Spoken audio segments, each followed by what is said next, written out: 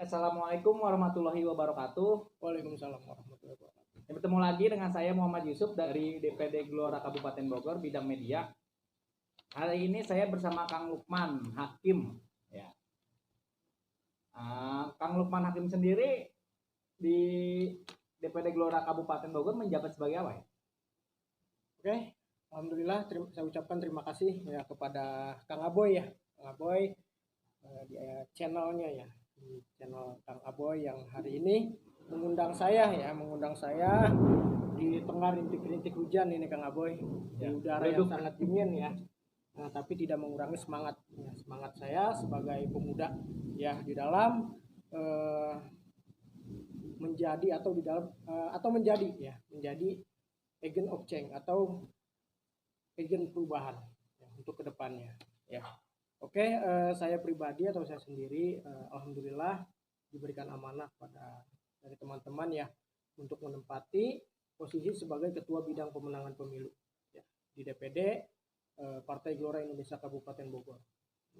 Tentunya tugas dari Bapilu ini memang cukup lumayan berat ya, tapi intinya saya menjalani ini semua dengan penuh semangat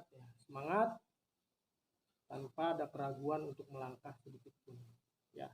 Tujuannya adalah agar Partai Gelora ya Kabupaten Bogor ini menjadi pemenang di 2024 nanti. Amin. Ya.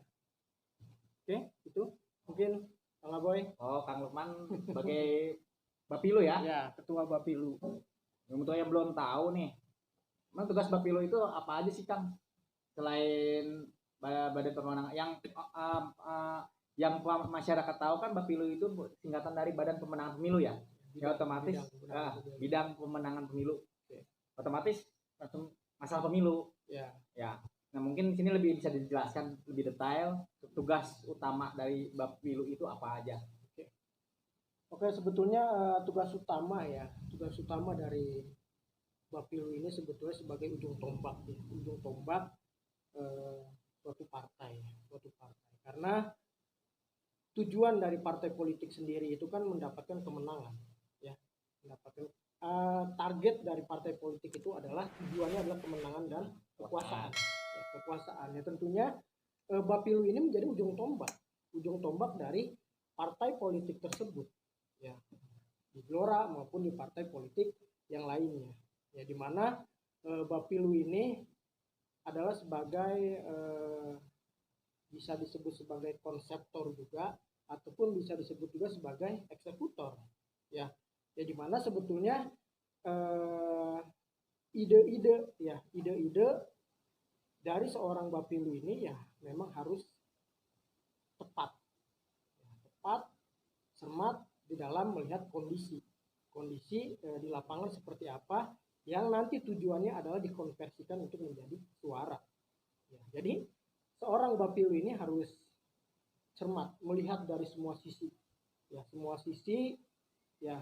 yang tujuannya nanti dijadikan peluang untuk dijadikan suara untuk mendapatkan kemenangan ya, tentunya kemenangan Partai Gelora Indonesia di Kabupaten Bogor nanti 2024. Seperti itu ya, lumayan juga ya berat.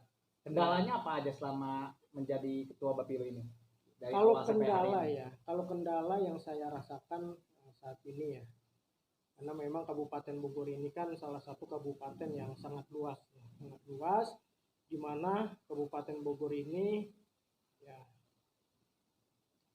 medannya itu bukan hanya medan atau wilayah perkotaan, bukan ya. Jadi semua wilayah itu ada di Kabupaten Bogor, dari wilayah perkotaan ya, wilayah perdesaan ya, pegunungan itu ada semua di Kabupaten Bogor. Nah, jadi kendalanya adalah kita masih kekurangan personil untuk saat ini ya. Masih kekurangan personil ya, masih kekurangan perangkat lah, intinya perangkat, karena dimanapun kan kita turun ke lapangan, turun ke daerah-daerah pelosok, daerah pegunungan itu kita membutuhkan ya perangkat untuk kita bisa sampai di sana. seperti untuk itu ya. sementara saat ini. Oh. Ya, sebelumnya juga saya pernah bilang sama ketua tempo hari, kalau Kabupaten Bogor itu ibarat telur ceplok ya. Ya. Tengah-tengahnya kota Bogor, Ya. yang putihnya itu kabupaten. Ya. Jadi kita menuju dari satu kelurahan atau kecamatan itu tuh membutuhkan waktu yang sangat banyak, lama sekali ya. Ya. Jadi ekstra khusus lah ya kerjanya, butuh ekstra khusus. Mungkin itu salah satu kendala ya kan ya. Satu kendala yang sangat itu. Jadi mungkin Akang Lukman juga bisa memprediksikan ya. kendala-kendala itu dengan cara seperti apa. Mungkin karena partai baru juga, ya. menghemat waktu dan biaya juga, ya. Bisa kasih apa solusinya? Jadi sebetulnya ya di era digital ini ya, Partai Gelora memang lahir pada era digital. Era digital sebetulnya sangat menguntungkan ya, bagi Partai Gelora sendiri. Kenapa? Karena minimal Partai Gelora ini sudah dikenal melalui media sosial ya. Media sosial di mana sekarang ini kan orang tidak lepas dari yang namanya media sosial. Facebook, ya kan, Instagram, terus ada WhatsApp, ya. Yang minimal lahirnya Gelora ini ya itu tepat di era digital. Jadi kita sudah tidak terlalu susah payah lagi untuk mengenalkan Partai Gelora sampai ke pelosok. Bisa memanfaatkan ya. Bisa memanfaatkan modal media sosial. Ya walaupun sebetulnya gimana pun tetap kita harus turun ke lapangan. Ya apalagi daerah-daerah yang tidak terjangkau itu kan ya seperti pengalaman saya kemarin di daerah Sukamakmur ya. Sukamakmur itu di desa Sukamulya ya. Itu memang tidak terjangkau dengan sinyal. Ya itu perlu disentuh secara langsung. Ya perlu disentuh secara langsung, kita turun secara langsung, kita temui masyarakat di daerah sana gitu kan untuk memperkenalkan Partai Gelora. Itu. Jadi memang ada yang tersentuh dengan media sosial ya, dengan digital, ada yang memang tersentuh, yang belum tersentuh yang perlu harus kita datangi. Gitu. Jadi tapi kalau secara presentasi antara yang tersentuh dengan teknologi dengan yang belum, saya rasa sekarang lebih banyak yang sudah tersentuh dengan teknologi dibanding yang belum. Ya, itu. Jadi bisa memanfaatkan dengan modal kuota ibaratnya ya. Ibaratnya modal kuota. Mungkin zaman dulu kita harus door to door membawa sembako, membawa stiker. Ya. Mungkin kalau sekarang dengan media sosial kita bisa memperkenalkan atau branding ya Kang ya. Betul. Bisa memanfaatkan celah ya, itu kan salah satu ciri anak muda zaman sekarang. Ya, harus kreatif. Betul sekali. Ya mungkin dari Bapilu mengenai pertanyaan Bapilu udah sedikit cukup. Sekarang saya mau beralih tentang anak muda nih Kang. Ya. Kalau ngomongin anak muda kita nggak ada habis ya Kang ya. Iya. Segala macam persoalan. Yang saya temuin anak muda zaman sekarang ini lebih apa ya, anti politik gitu Kang. Iya. Ya. Nah di sini kan peran anak muda sangat penting untuk partai politik, apalagi ini partai baru, Partai Gelora. Nah, bagaimana cara Kang Lukman ini menarik para anak muda untuk tertarik pada Partai Gelora ini? Oke.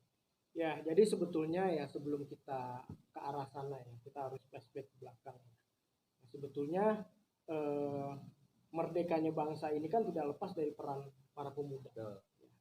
Tidak lepas dari peran para pemuda, di mana pemuda saat itu hanya memiliki narasi, ya, hanya memiliki narasi.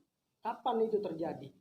Ya, hal itu terjadi setelah lahirnya Sumpah Pemuda, ya tanggal 28 Oktober tahun 1928. Ya, di mana di tanggal itu, di tahun itu lahirlah komitmen kebangsaan. Ya, dengan ikrar bertumpah darah satu, ya, lalu berbangsa satu, ya, dan menjunjung bahasa persatuan, yaitu bahasa Indonesia. Ya, itu kan baru narasi saat itu 1928 itu, ya 1928 itu baru narasi. Apakah sudah ada bangsa Indonesia saat itu? Belum ada. Ya, belum ada bangsa Indonesia saat itu. Ya, tapi dengan narasi itu, ya akhirnya bisa memacu semangat para pemuda saat itu, ya, yang memang jumlahnya sangat sedikit saat itu, ya, jumlahnya sangat sedikit Kang Aboy, nggak banyak kok saat itu yang melek politik, sedikit. Tahun 1928 itu sedikit, nggak banyak loh. Ya, tapi dengan jumlah sedikit itu, ya, akhirnya mereka seperti membuat saya istilahkan ya, seperti membuat bola salju. Ya, dimana bola salju ketika menggelinding itu bukan malah mengecil, tapi malah membesar. Ya, nah jadi semangat itu ditularkan oleh sekelompok kecil pemuda yang melahirkan Sumpah Pemuda 1928 itu, yang akhirnya 20 kurang lebih berapa, 28 berarti 17 tahun ya, 17 tahun kemudian yang akhirnya membawa Indonesia menjadi negara yang merdeka, ya, dengan narasi seperti itu yang akhirnya membawa negara Indonesia menjadi merdeka. Ya, jadi sebetulnya saya tidak pernah risau ya ketika memang anak muda saat ini lebih apa ya, lebih anti dengan politik gitu kan. Menurut saya justru manfaatkan ya dengan jumlah yang sedikit ini, ya, jumlah sedikit ini para pemuda yang memang melek politik ya justru harus menjadi apa ya, role model, ya, role model bagi mereka-mereka yang memang anti politik. Ya, kita salah satunya mungkin kita berikanlah pendidikan politik kepada mereka. Ya, kita kasih gambaran sedikit-sedikit, karena nggak bisa juga kan kita harus memaksa anak muda yang memang dia bukan bidangnya politik, kita paksa dia untuk ayo terjun ke politik. Nggak bisa juga, nggak bisa dipaksakan. Ya, karena masing-masing pemuda itu kan mempunyai kreativitas berbeda-beda. Ya, biarkan dia berkreativitasnya di mana. Ya, misalkan dia menjadi pengusaha ke depannya gitu kan. Ya, dia nanti menjadi pengusaha yang mempunyai apa yang atau bersumbangsi kepada negara. Ya, tentunya apa, minimal apa? Dia bayar pajak, taat bayar pajak. Ya kan? Minimal itu. Ya, dengan itu saja dia sudah membantu pembangunan negara kita atau daerah gitu kan, atau yang lain. Ya, dia di bidang seni, biarin dia mengekspresikan dirinya ya di bidang seni. Ketika dia memprotes atau apa bahasanya, mengkritik pemerintah, ya biarkan dari apa dia profesi dia gitu. Jangan dipaksakan, ya, jangan dipaksakan, karena politik itu apa ya, dikembalikan lagi ke diri masing-masing orang itu.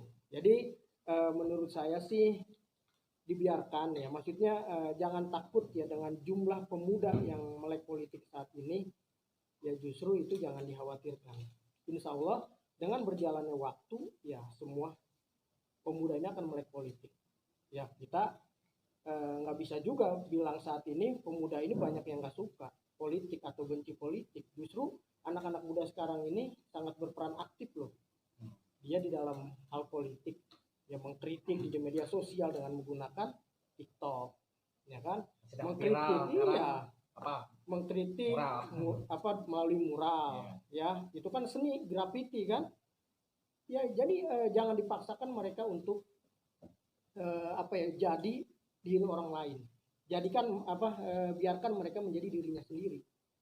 Ya, ya kayak saya tentunya karena memang basic saya seorang pendidik, ya tentunya saya nanti ya kedepannya akan memperjuangkan dari sisi pendidikan. Ya tentunya ya kesejahteraan guru tentunya kan, lalu apa dengan siswanya ya, siswa, perangkat belajar untuk siswa supaya terfasilitasi ya ke depannya. sangat mulia sekali ya. Iya. Jadi intinya jangan dipaksakan. Ya biar mereka berkreativitas dengan profesinya masing-masing, dengan dengan apa ya? Dengan hobi dan Dengan bidangnya lah. bidangnya masing-masing. Iya. Jangan dipaksakan. Betul sekali. Iya. Karena apapun yang dipaksakan nggak akan betul. Nggak benar ya, Mas. Itu mungkin nggak boleh. Nah, selama ini Akang sering berinteraksi dengan para pemuda di Kabupaten Bogor. Oke. Nah, untuk Kabupaten Bogor sendiri, ketertarikan dengan partai baru seperti Partai Gelora ada nggak? Sebetulnya justru tren ya, memang sudah menjadi apa ya, hal biasa ya ketika mendekati pemilu itu muncullah tren di mana muncul partai-partai politik baru ya kan. Ya. Partai politik baru untuk supaya menjadi peserta pemilu di 2000. Pokoknya di setiap ajang ya, setiap ajang pemilu itu pasti ada yang namanya partai politik baru. Ya, satu atau dua atau bahkan lebih. Ya lebihnya. Biasanya memang saya sempat kemarin melakukan survei kecil-kecilan, eksperimen lah, bukan survei. Saya melakukan eksperimen di mana saya menunjukkan logo-logo partai ya, partai-partai yang memang saya tidak kasih nama di situ, tapi saya kasih partai besar, partai Tampangnya tengah, aja. dan partai baru. Saya coba kasih partai lama, ya mereka memang ada sebagian yang tahu partai politik itu, ada yang sebagian memang tidak tahu sama sekali itu apa, partai apa gitu kan. Ya tapi memang kebanyakan kalau dari jumlah ya, kebanyakan mereka tahu dengan partai-partai lama. Ya, dengan partai-partai lama. Ya, memang kan wajar karena memang partai-partai itu kan sudah hampir 50 tahun bahkan hampir ya lebih lebih dari berapa periode lah. Betul. Jadi sudah dikenal dengan kalangan muda. Ya makanya ini tugas kita di DPD Kabupaten Bogor ini untuk lebih masif memperkenalkan Partai Gelora itu. Jadi karena gimana pun pemuda ini kan seperti kertas putih ya. Dia belum diisi dengan apapun ya. Jadi kalau ibarat kita bisa istilahkan ini cinta pada pandangan pertama. Ya kalau dia sudah cinta pada pandangan pertama ya, dia akan terus suka, akan terus cinta. Ya, anak muda sekarang seperti itu. Ya, tapi kalau udah kecewa biasanya dia akan benci selamanya gitu, atau mencari yang lain. Itu makanya gimana caranya kita membuat suatu kegiatan-kegiatan atau program-program yang memang langsung menyentuh mereka. Ya, langsung menyentuh mereka. Kita nggak bisa juga kita harus fleksibel ya, harus fleksibel Partai Gelora ini. Jadi tidak hanya satu kalangan aja yang harus kita tuju ya, hanya satu komunitas aja yang kita tuju ya. Ketika kita besok harus dihadapkan dengan atau harus bergabung dengan komunitas pencinta alam ya, kita pun harus siap menjadi seorang yang pencinta alam dan siap naik gunung gitu kan. Atau kita besok dihadapkan atau memperkenalkan partai kita ke teman-teman komunitas motor ya, kita pun harus siap menjadi rider ya kan, dan semuanya ya, iya karena nggak bisa kita pangsa pasar ini kita hanya ambil satu pangsa pasar segmen hanya satu segmen, nggak bisa ya, harus semua segmen kita ambil. Makanya kita harus mempunyai banyak muka lah ibaratnya, banyak muka ya. Iya, jadi kesini kita masuk, kesana kita masuk ya, kemanapun kita bisa masuk. Seperti itu, berarti kita harus pendekatan secara masif. Iya, mengikuti dengan komunitasnya ya, komunitas apapun. Iya, memang harus, kalau anak muda memang harus sedikit-sedikit nggak bisa, karena anak muda sekarang ini kan dia lebih tertarik ke komunitas-komunitas hobi lah ya, ke hobi dia, ke kesenangan dia gitu. Jadi ketika kita besok harus bergabung dengan anak-anak yang suka main futsal, kita harus siap main futsal walaupun kondisi badan kita seperti ini gitu kan ya, minimal 5 menit kita harus main lah minimal. Gitu Kang Aboy. Oh berarti ya, cukup ini juga ya, cukup terorganisir pendekatannya. Memang harus seperti itu, karena kalau yang namanya strategi itu kan memang harus direncanakan ya, secara matang. Kalau tidak direncanakan ya mustahil kemenangan yang akan kita dapat, mustahil ya. Berarti ya, seperti sistem ini maksudnya gimana nih, kita jemput bola apa gimana? Harus jemput bola, kita jangan nunggu bola. Kalau nunggu bola kita akan kalah dengan partai-partai yang lain. Partai-partai politik baru yang lain juga banyak ya. Terakhir saya ngelihat update itu ada 10 partai politik termasuk Partai Gelora. Ya kalau kita menunggu bola atau menunggu itu akan ketinggalan kita. Ya. Untuk anak muda sendiri, perkiraan berapa persen suara yang ada di Kabupaten Bogor didominasi oleh anak muda apa orang tua yang ada di Kabupaten Bogor? Sebetulnya untuk saat ini pemilih yang memang bisa kita dekati atau bisa kita langsung suara jujur. Kalau saya sebut suara jujur itu sebetulnya ada beberapa segmen. Pertama ini segmen suara ibu-ibu. Suara ibu-ibu, lalu suara anak muda. Ya. Kalau suara mereka, kalau dia sudah suka dengan A, dia akan milih A. Ya, ibu-ibu dengan anak muda seperti itu. Ya, saya bukannya bahasanya ini pengalaman lah lebih banyak mengajarkan. Bukan ingin suara orang tua ya, atau bahasanya bukan menghina atau apalah, bukan. Ya, tapi pengalaman di lapangan seperti itu. Ya, suara anak muda dan ibu-ibu itu biasanya lebih jujur. Ketika dia sudah suka sama A, dia pilih A. Ya, beda dengan suara bapak-bapak biasanya. Gitu kan. Dia lebih, ya walaupun nggak semuanya, tapi kadang lebih melihat dari sisi finansial atau materi ya. Tapi ya tidak semuanya, ya. Tapi yang saya rasakan, pernah saya rasakan pengalaman di lapangan seperti itu. Ya, apalagi ibu-ibu punya komunitas PKK apalagi ya. Iya. Dia lebih kalau ibarat pemasaran sih lebih ibu-ibu ya kan ya. Soalnya dia lebih pinter ngomong, kadang lebih pinteran dia malah daripada kita. Yang saya lebih suka temuin gitu. Iya. Memang seperti itu ya. Yang terakhir Kang, pesan buat anak muda yang ada di Kabupaten Bogor apa? Kalau saya sih pesan ya kepada teman-teman ya pemudi Kabupaten Bogor ya. Ya tentunya yang pertama yang saya pesan, kita harus menjadi agen perubahan. Minimal bagi untuk wilayah tempat tinggal kita minimal. Ya kita jangan bertanya ya apa yang diberikan negara buat kita, tapi justru dibalik. Apa yang kita berikan untuk negara, harus seperti itu ya, karena kalau apa yang diberikan negara kepada kita, ya itu kan kita sama aja seperti tangan di bawah ya, justru dibalik, apa yang kita berikan kepada negara ya. Jadi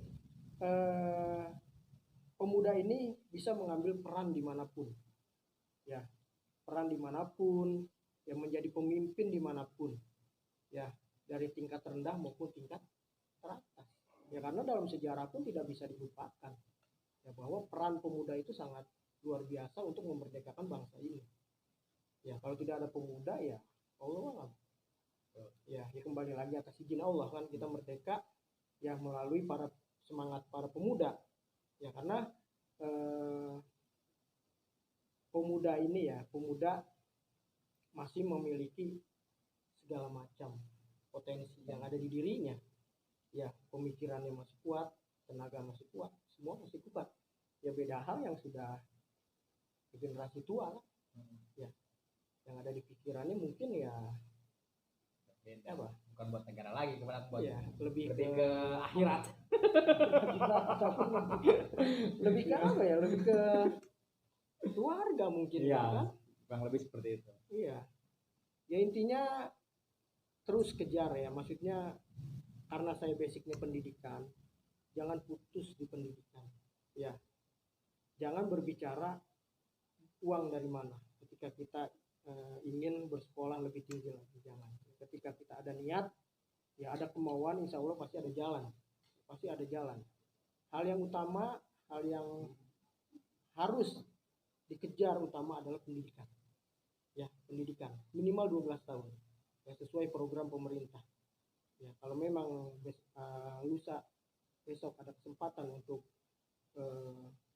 sekolah di perguruan tinggi ya, lanjutkan,